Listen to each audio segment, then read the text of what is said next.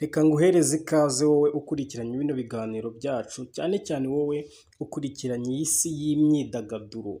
Uyu munsi rero nabazaniye icyegeranyo cy'indirimbo zagiye zikundwa cyane zifite views nyinshi kuri YouTube.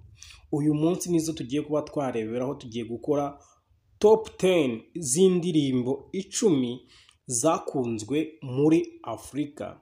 Ikintu gitangaje nuko abasitari cyangwa se abahanzi tubona bagiye bakomakomeye muri kino gihugu cyangwa se muri East Africa uraza gutungurwa cyane, ndetse no muri West Africa uraza kuba watungurwa cyane, aho kuba ba Burna Boy biri buze kugutungura, ba Davido biri buze kugutungura, ndetse na ba Wizkid nabo ba Rema n'abandi bose.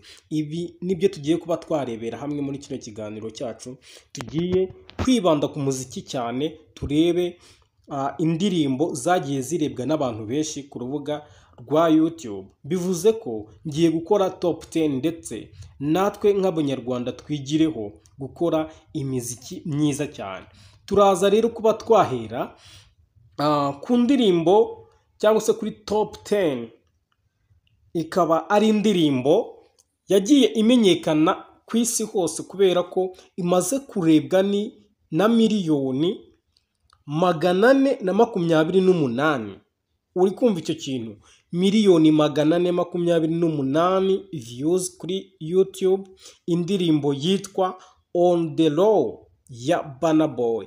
Uyu Burna Boy rero mwagiye mukunda cyane mwisi, kubera ko kuri iyi si umuntu ukurikirana umuziki utaramenya Burna Boy uvuka muri Nigeria ashobora kuba atazi ibigwi by'uyu mugabo. Uyu Burna Boy yakoze indirimbo ayita On The Low. On The Low ifite miliyoni 428 ku rukuta rwa YouTube. Reka dukomeze ku mwanya wa 9.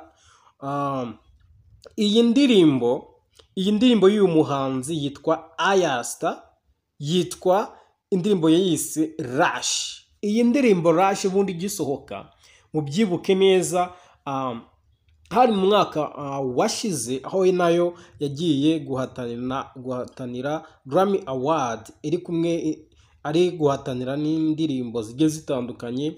nka Burna Boy bari bafite iriya ndirimbo yitwa Unavailable yari ihanganye, ndetse n'iyi Rush. Iyi Rush yari ihanganye n'indirimbo yitwa indirimbo ya Tyla yitwa Water, ndetse n'indi ndirimbo y'umuhanzi Asake On The Top.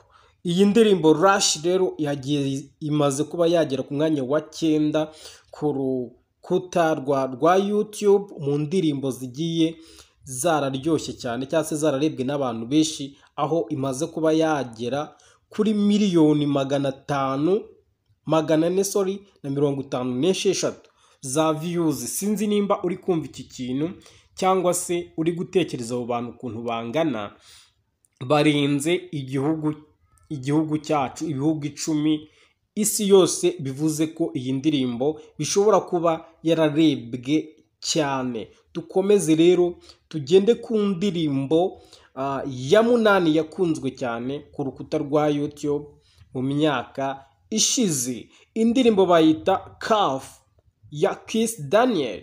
Kiss Daniel muramwibuka ko ari umuhanzi mwiza, n'umunigeria mwiza, umuhanzi kabisa wavuga ko ari mu bahanzi bakomeye cyane muri Afurika.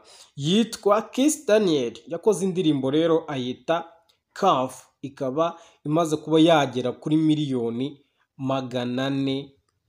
423. Iyi ndirimbo rero ikaba imaze kugira zino miliyoni zose ku rukuta rwa YouTube.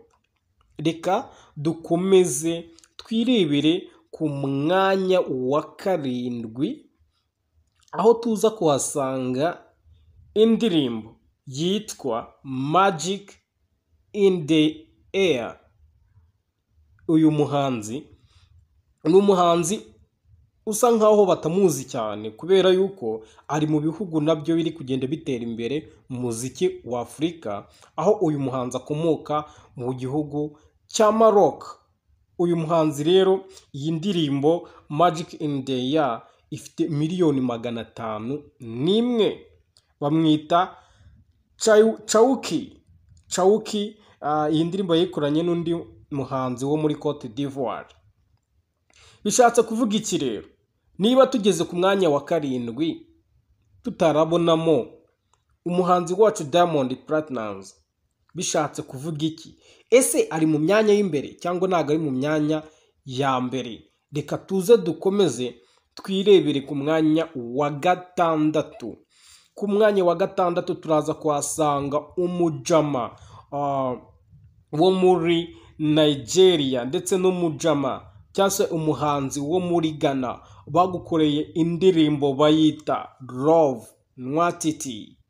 Iyi ndirimbo ikigera hanze, bano bari abahanzi badakomeye cyane, dore ko harimo Sky, Joboy ndetse n'abandi bahanzi benshi bagiye batandukanye bo mu gihugu cya Ghana. Iyi ndirimbo yaraje ititiza isi, uyu muhanzi Sky agenda aramenyekana, ndetse na Joboy wari uri mu bihe byiza yakoze indirimbo nyinshi cyane zagiye zikundwa cyane. Iyi ndirimbo rero ifite miliyoni 554 ku rubuga rwa YouTube. Biri kumvikana ko ni abahanzi bakomeye cyane, abahanzi banini, kuba wakora indirimbo ukaba wagera kuri miliyoni zirenga 100, 200, 300, 400, 500. Urumva ni ibintu birenze. Mwibuke neza ko hano mu gihugu cyacu cy'u Rwanda tugiserebura indirimbo icyuzuza miliyoni 1, ariko abantu iyo batabonye miliyoni nibura 100 ntago bapfa guserebura. Iyi ni indirimbo rero yarebwe cyane, yarebwe na miliyoni zisaga 554 kuri YouTube. Twakomeje rero, twagiye ku mwanya wa 5. Turaza kuhasanga indirimbo yagiye irabikora koko, bayita Light It Up, Major Keza cyangwa se afatanyije na Naira. Bano ni abahanzi bakomeye cyane, aho iyi ndirimbo yabashije kuba yarebwa na miliyoni 575. Guys, ushobora kumva zino views ukagira ngo ni ibintu baba baguze. Zino ni views za nyazo, sibyo? Iyi ni indirimbo yarebwe na miliyoni 575 ku rubuga rwa YouTube. Murumva neza ko urubuga rwa YouTube ruri kugenda rusa nkaho rutera imbere cyane, kuba ibihugu bigenda bikarebwa mu mamiliyoni arenga 500 bishobora kuba byagaragaza indi sura nziza y'umuziki wa Afurika. Gusa reka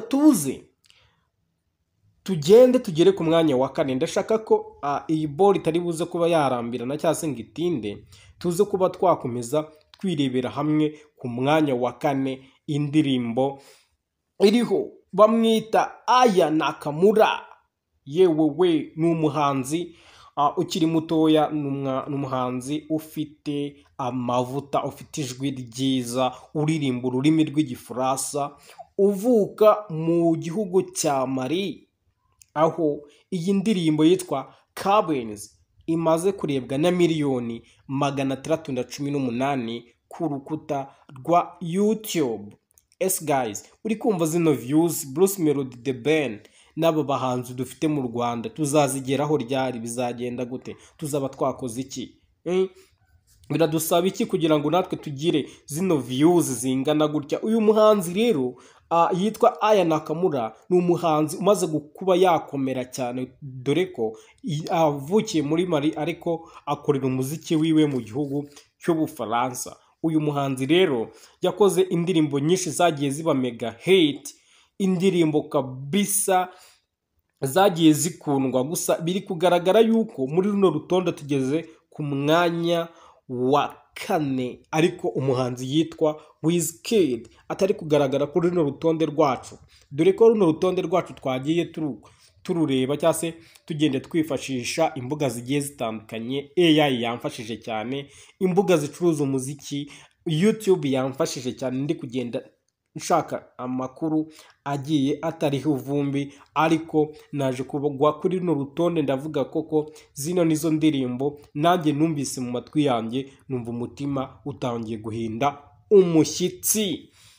Reka tugende twigire ku ndirimbo ya gatatu cyangwa se kuri top 3 mu ndirimbo 10 zacu zarebwe n'abantu benshi ku rukuta rwa YouTube. Turaza kuhasanga indirimbo yitwa Jerusalema.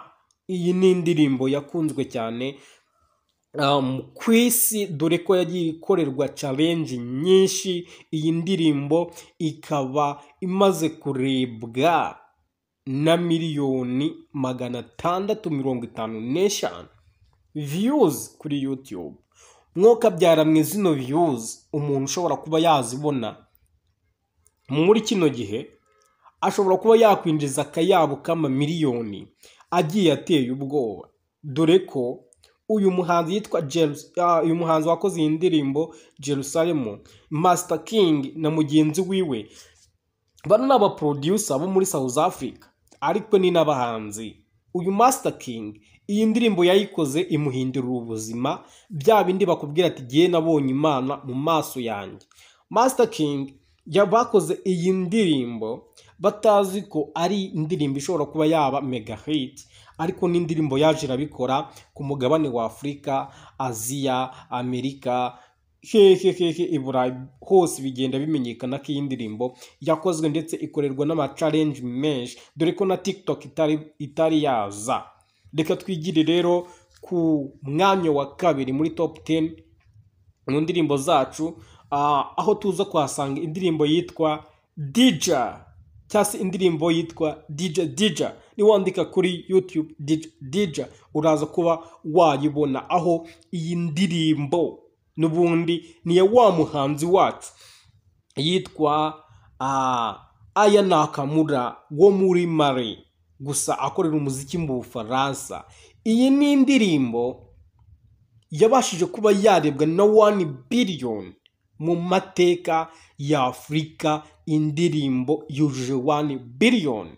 Sinzi niba muri kumva kino kintu, 1 billion viewers on YouTube.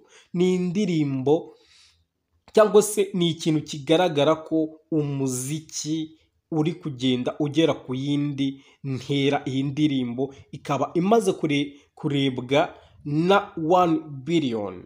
Urumva ni views zirenze, ni views nyinshi cyane. Bigaragaza iki rero? Biri kugaragaza yuko Nigeria yego ifite abahanzi beza bakomeye, ariko ntabwo ifite bino bigwi, kuko uyu muhanzi Aya Namakura amaze kuba yaca kano gahigo yuko afite miliyoni zirenga 900-700 gutyo akajya muri miliyari. Gusa hari undi muhanzi ukiri mutoya waje amwambura kano gahigo. Uyu muhanzi Aya Nakamura akaba yarakuwe kuri runo rutonde rw'uko ari we wa mbere umaze kugira 1 billion, kubera ko umuhanzi yitwa Rema, umuhanzi ukiri mutoya, umuhanzi w'umu-Nigeria, umuhanzi byahiriye ukiri mutoya, yakoze indirimbo ayita Calm Down. Calm Down imaze kuba yarebwa na 1 billion point 100 million zirenga. Ubwo bishatse kuvuga ko ni miliyari 1 na miliyoni zirenga 100 zarebwe iyi ndirimbo yabo Calm Down yakoranye n'umuhanzikazi wo muri Leta Zunze Ubumwe za Amerika, akaba yitwa Selena Gomez. Gusa iyi ndirimbo yaraje koko ishitura uyu muhanzi wacu Rema, ndetse n'uyu mubyeyi cyangwa se n'uyu mukobwa umaze kuba yakuraho, dore ko Selena Gomez ari mu myaka ubu ngubu hafi muri 50. Gusa uyu muhanzi Rema iyi ndirimbo yaramuzamuye cyane, dore ko iyi ndirimbo niyo ya mbere ku mugabane wose wa Afurika. Mwumve neza kino kintu, umugabane wa Afurika ufite indirimbo imaze kurenza miliyari irenga miliyoni 100. Ese ibi bintu bishatse kuvuga iki? Bishatse kuvuga ko umuziki wa Afurika umaze kuba watera imbere, ushobora kwibaza ati ese umuhanzi yitwa Davido, Wizkid bari hehe ko ntari kubabona? Zino ndirimbo tumaze kureba hano 10 ni indirimbo zagiye zifata ibintu bikomeye cyane, ibihembo byagiye bikundwa, ibihembo byagiye bigaragaza yuko umuziki nyafurika koko ari umuziki umuntu ashobora kwitega ko n'indi migabane ishobora kuza kwicara ikiga. Reka mbabwize ukuri rero, mwakoze mukore subscribe, like ndetse na comment. Thank you so much.